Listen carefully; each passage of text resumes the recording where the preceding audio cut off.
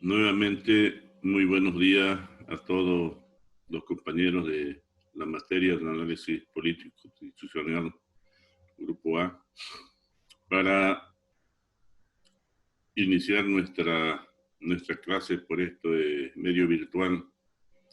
No sin previo antes desearles que todos ustedes y sus familias se encuentren muy bien de salud, que se estén cuidando de este mal que nos aqueja. Entonces, habíamos pensado iniciar las clases por este medio hace un mes atrás, pero como no se sabía qué podía pasar con este problema de salud que estamos viviendo, el rectorado sacaron un comunicado por lo que suspendimos las clases, y ahora que vemos con claridad que todavía vamos a tardar un poco más en iniciar las clases presenciales, entonces vamos a iniciar nuestra clase para ir avanzando de manera virtual. La finalidad es que puedan participar todos los alumnos inscritos en esta materia, que podamos compartir por este medio, conversar por este medio y ir viendo la materia.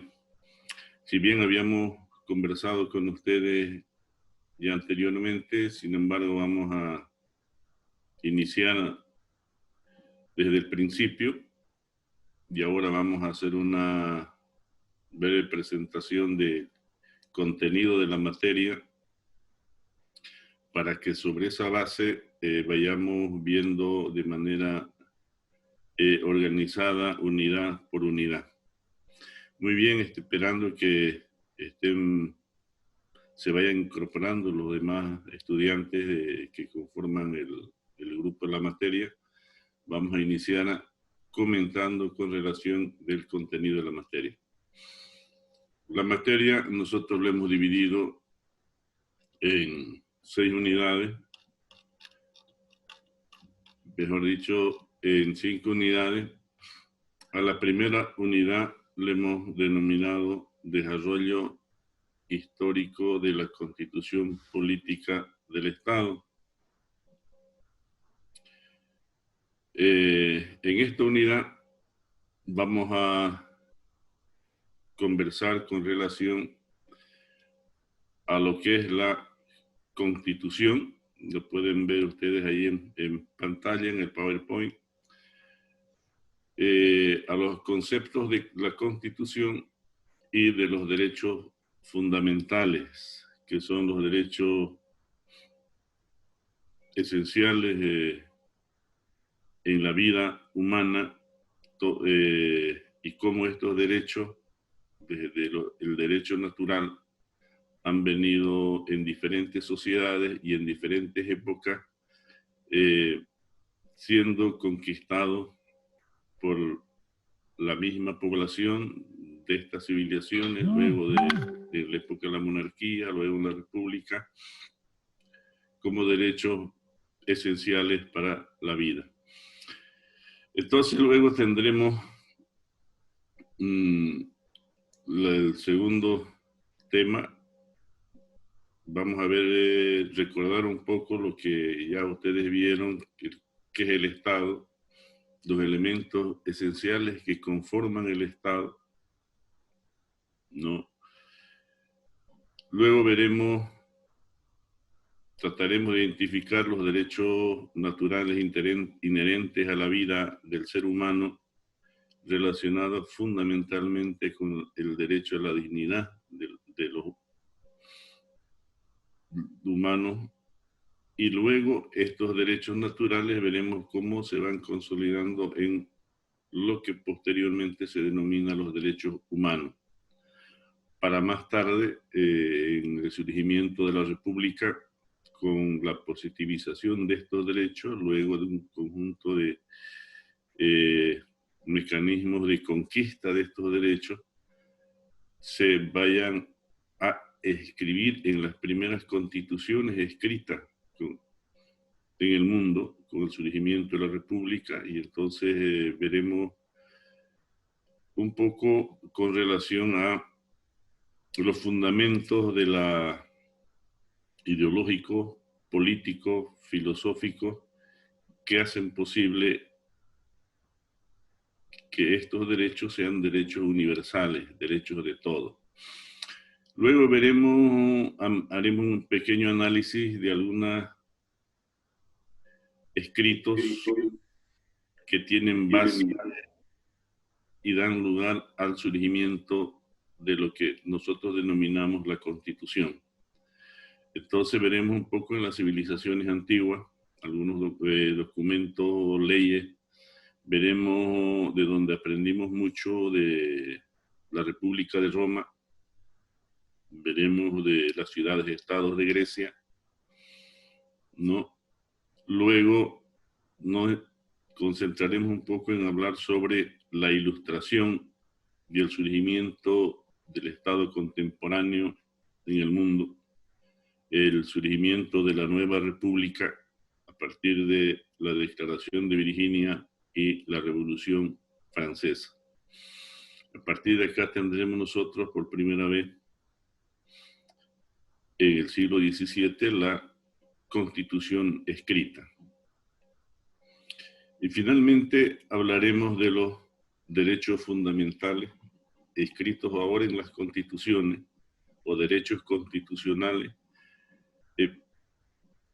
por generaciones, derechos de primera generación, seguramente nos vamos a referir a los derechos civiles y políticos, descritos en la Declaración del Hombre y el Ciudadano, luego de concluida la Revolución Francesa, instaurada la República, derrocando a la monarquía. Más tarde, con la creación de las Naciones Unidas, luego de la Segunda Guerra Mundial, nosotros veremos los derechos de segunda generación, los derechos fundamentales de segunda generación, conocidos como derechos sociales, económicos y culturales. Y luego, en los años 70, con la crisis de los problemas ambientales en el mundo, del agotamiento de los recursos naturales, tendremos los derechos de tercera generación, los derechos colectivos, los derechos de la colectividad, los derechos de la comunidad. Esto será nuestra primera unidad. Luego tendremos una segunda unidad que le denominamos la República de Bolivia liberal y conservadora, o por decir entre otras cosas, la República de Bolivia oligárquica minero feudal. Y aquí analizaremos primero haciendo una pequeña introducción de la fundación de la República de Bolivia. Ustedes vieron en colegio, en la época de la colonia, era conocida como el Alto Perú, y que era la jurisdicción de la Audiencia de Charcas. Sobre la base de esto, luego de la Guerra de la Independencia, recordando que en América del Sur fue una de las primeras regiones en empezar el grito libertario, y fue el último en consolidar la independencia del Alto Perú para constituirse en la República de Bolivia. En ese análisis veremos nosotros primero el acta de la independencia de Bolivia, y luego el poder constituyente encargado de redactar la primera constitución boliviana. Sin embargo, por la falta de experiencia y de conocimientos de la época, encomendarían a don Simón Bolívar, que se encontraba en Lima para esos momentos, para que redacte la primera constitución boliviana. Y es así, nuestra primera constitución boliviana estará escrita puño y letra por don Simón Bolívar. Y que en su estructura iremos a conocer los 4 poderes del Estado. O sea, Bolivia en su constitución surgirá a la vida republicana con 4 poderes del Estado. A la cabeza del poder electoral, luego el Poder Legislativo, luego el Poder Ejecutivo y luego el Poder Judicial. Entonces, esto iremos a igual comentar, investigar y sacar nuestras conclusiones. Luego entraremos a ver los derechos fundamentales que se escriben en esta Constitución, ¿no?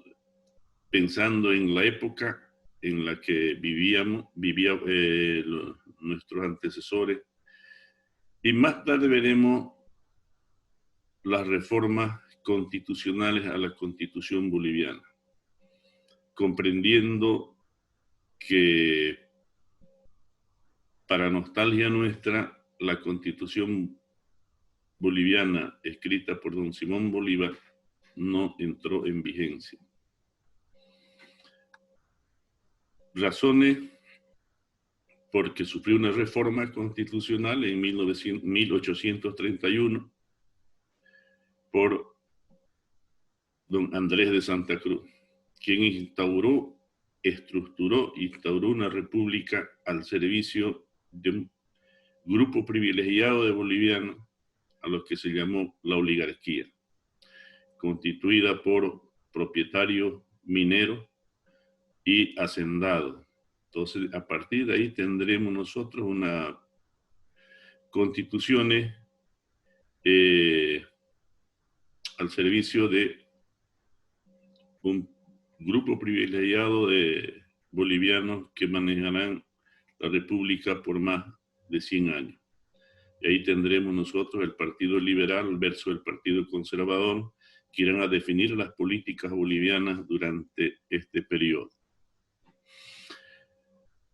Y al finalizar esta unidad iremos a comentar un poco de lo que constituyó o fue la guerra federal en Bolivia.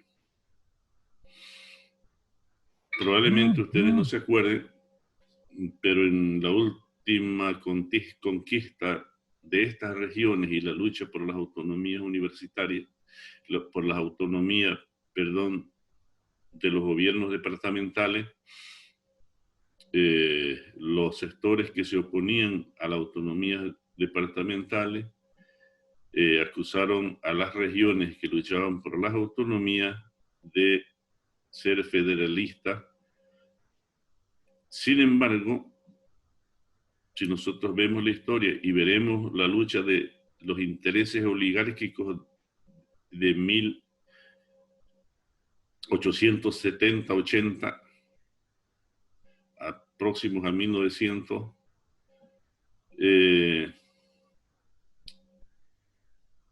veremos, que la guerra federal irá a ser una lucha de intereses de dos partidos políticos, los liberales versus los conservadores, y veremos el planteamiento claro sobre el federalismo en Bolivia planteado por el Partido Liberal, liderizado por los intereses políticos de La Paz,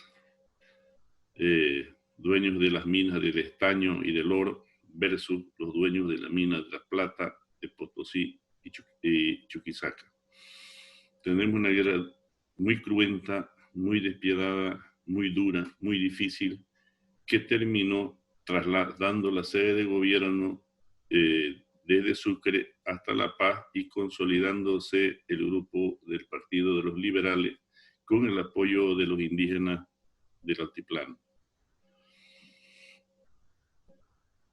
Luego de esto veremos nosotros un acontecimiento muy importante en Bolivia, que irá a ser la semilla para el cambio ideológico político de la política boliviana, el referéndum de 1931.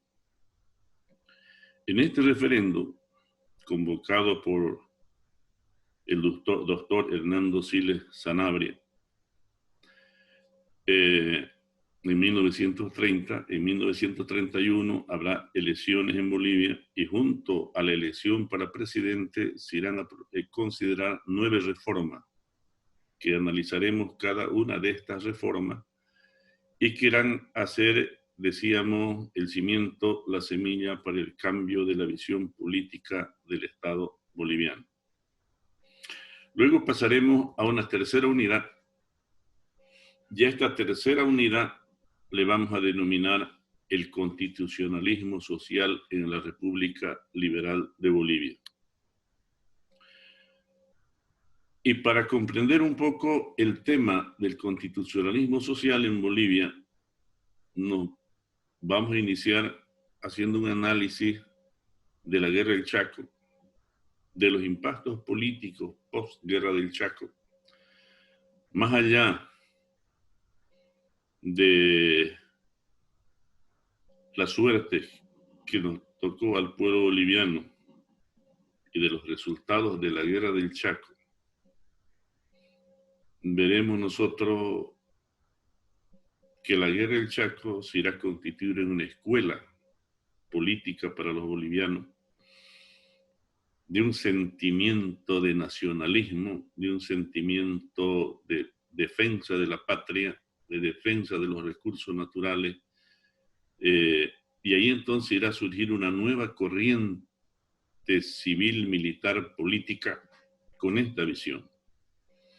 Y entonces lo tendremos primero al coronel David Toro,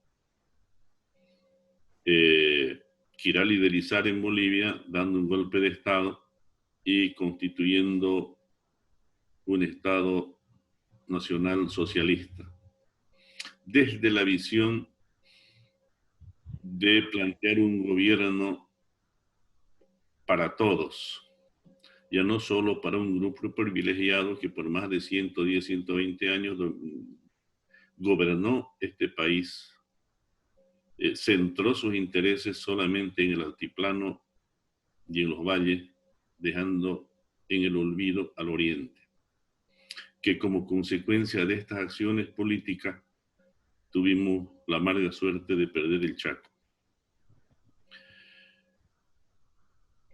Y el coronel David Toro irá a plantear una nueva política boliviana de defensa de los recursos naturales y de definir una acción política al servicio de todos los sectores de la sociedad, que indudablemente para la época será muy difícil, lo que irá a llevar a que su gobierno sea muy corto y que sea reemplazado por el teniente coronel Germán Busch.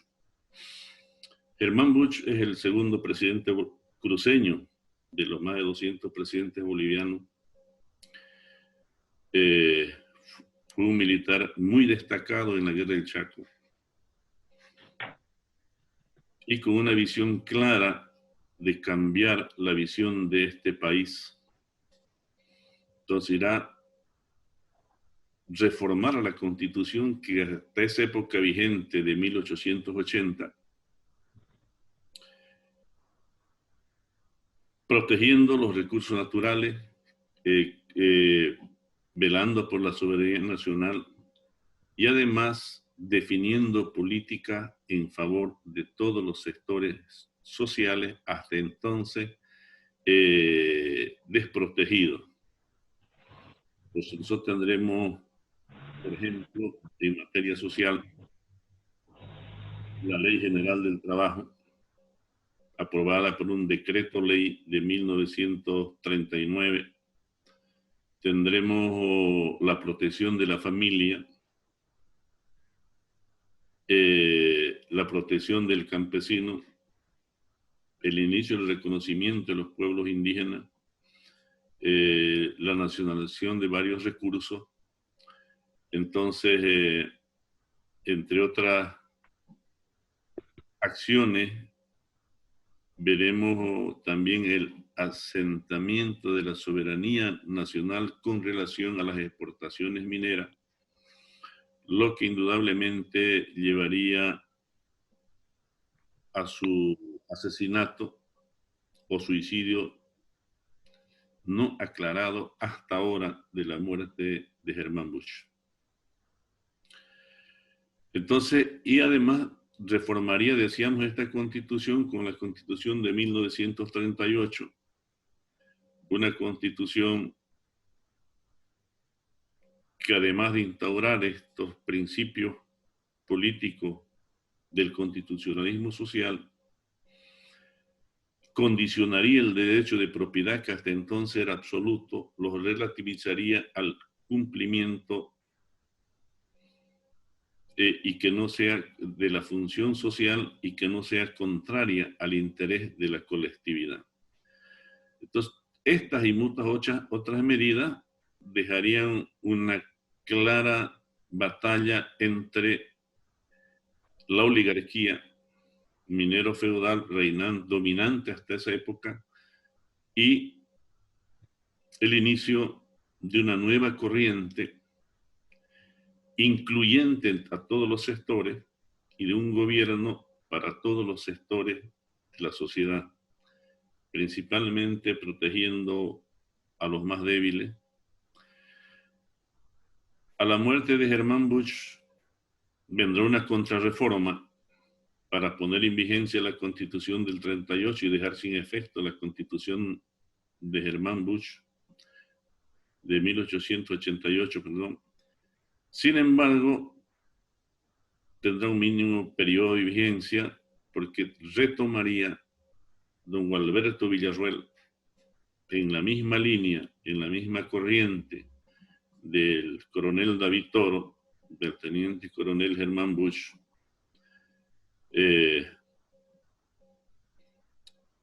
y con una nueva reforma de 1945 pondría en vigencia la Constitución de 1938 y profundizaría la reforma en favor de los sectores más deprimidos y abandonados hasta esa época. Instauraría el primer Congreso Nacional Indígena en busca de consolidar y mejorar sus condiciones de vida. Le otorgaría derechos políticos a las mujeres que hasta entonces no lo tenían. Garantizaría fuero sindical a los trabajadores.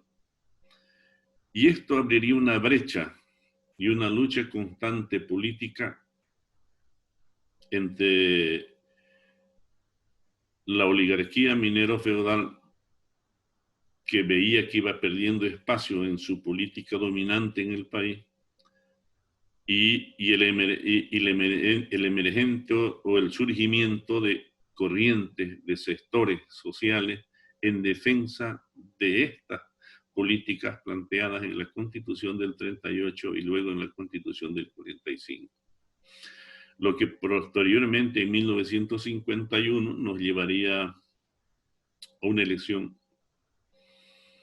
donde habrán partidos políticos que participen en esta elección, como la Falange Socialista Boliviana, expresión política en ese momento de este grupo oligárquico minero feudal, y el MNR como una expresión política reivindicando todas las conquistas y las reformas planteadas en el 38, en el 45, con 4 promesas electorales, que sería el voto universal, que hasta entonces era voto calificado, solo podían emitir el voto los hombres que sabían leer, escribir y tenían un patrimonio registrado en el registro cívico, quienes podían ejercer derechos políticos.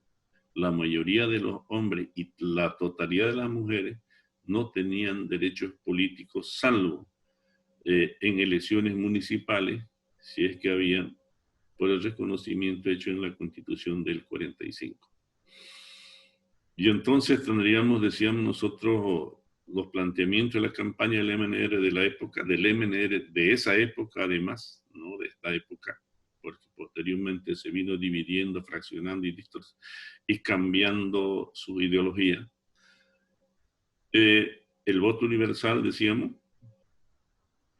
la educación, el acceso a la educación pública, gratuita y obligatoria, porque ante entonces los niños no tenían posibilidad de asistir a una escuela, solamente aquellos de los sectores privilegiados.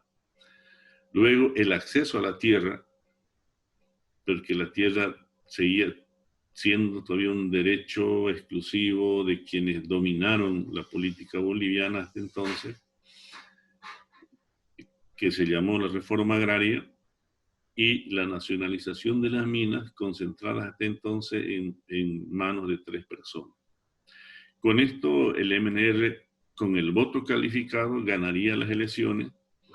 Sin embargo, habría un autogolpe para no entregar el gobierno al MNR, lo que se llamó el mamertazo. Muchos de ustedes deben saber en qué consiste el mamertazo, y será un autogolpe para no entregar el gobierno al partido ganador de la época, lo que generaría a la cabeza de don Hernán Siles Suazo la Revolución Nacional en Bolivia. Y se consolidaría esa revolución en el 52, llevándolo al gobierno, al MNR, a la cabeza de don Víctor Paz como presidente y a don Hernán Siles Suazo como vicepresidente, quienes consolidarían y aplicarían las promesas de campaña,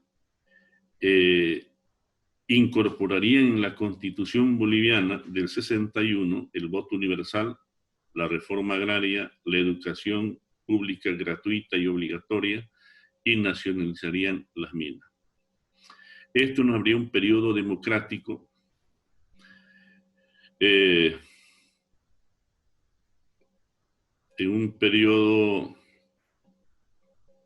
no muy largo, que luego se vendría una ruptura democrática, primero a crear una inestabilidad política con el accidente del general René Barrientos Ortuño, y más tarde vendría ya lo que ustedes conocen, lo vieron, la imposición del Plan Cóndor en América del Sur y el intervencionismo militar en Bolivia, el golpe de Estado de 1971, en una alianza del general Hugo, en esa época coronel Hugo Banzer Suárez, con 2 enemigos acérrimos, entre ellos la Falange Socialista Boliviana y el MNR de don Víctor Paz Estenssoro.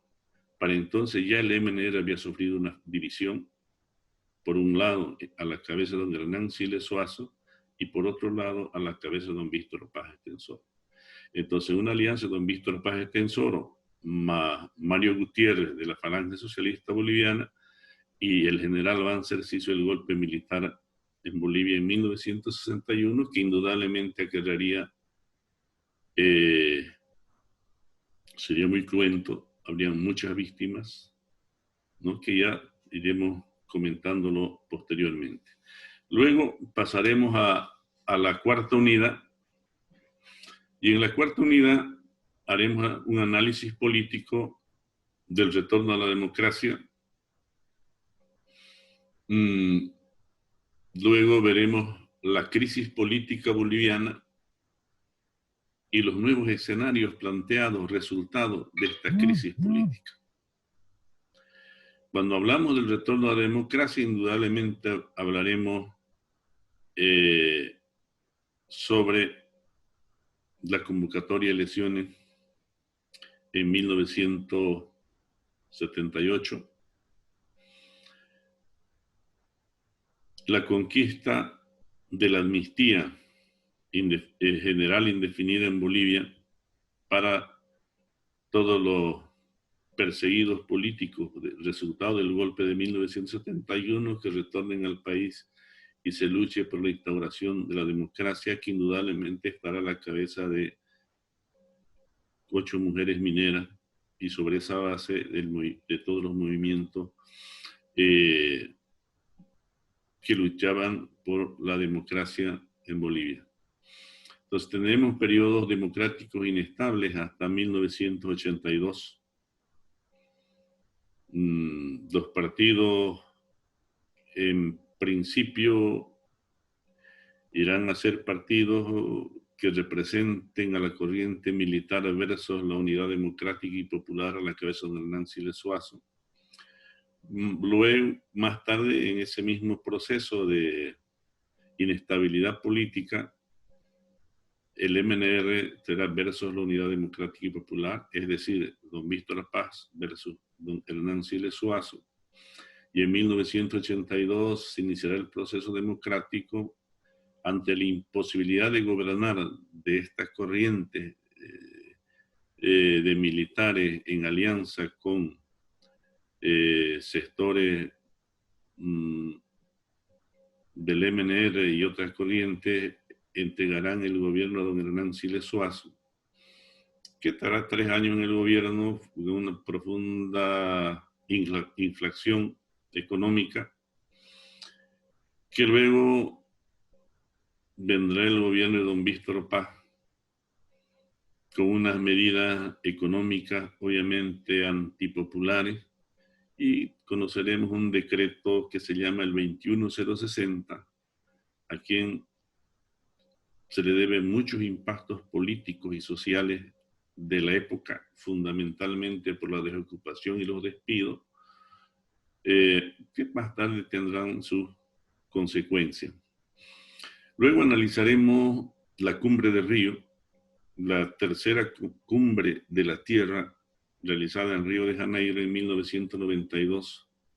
Los temas que se discuten en esa cumbre, entre ellos la lucha contra la pobreza, la participación de la juventud en la política, la equidad de género, el reconocimiento de los pueblos indígenas, la lucha contra la corrupción, habrán muchos, y se irá a construir una agenda denominada Agenda 21. Sobre esa Agenda 21, los diferentes países irán a definir políticas, tanto los países ricos como los países pobres, en la lucha contra la pobreza. Irán a haber un conjunto de reformas a sus leyes. Bolivia tendrá la reforma constitucional de 1994, que lo iremos a analizar, cuáles son las reformas, los cambios y las instituciones que se incorporan. Luego de este proceso tendremos también aparejadas las reivindicaciones regionales, por un lado, y por otro lado las luchas y reivindicaciones sectoriales.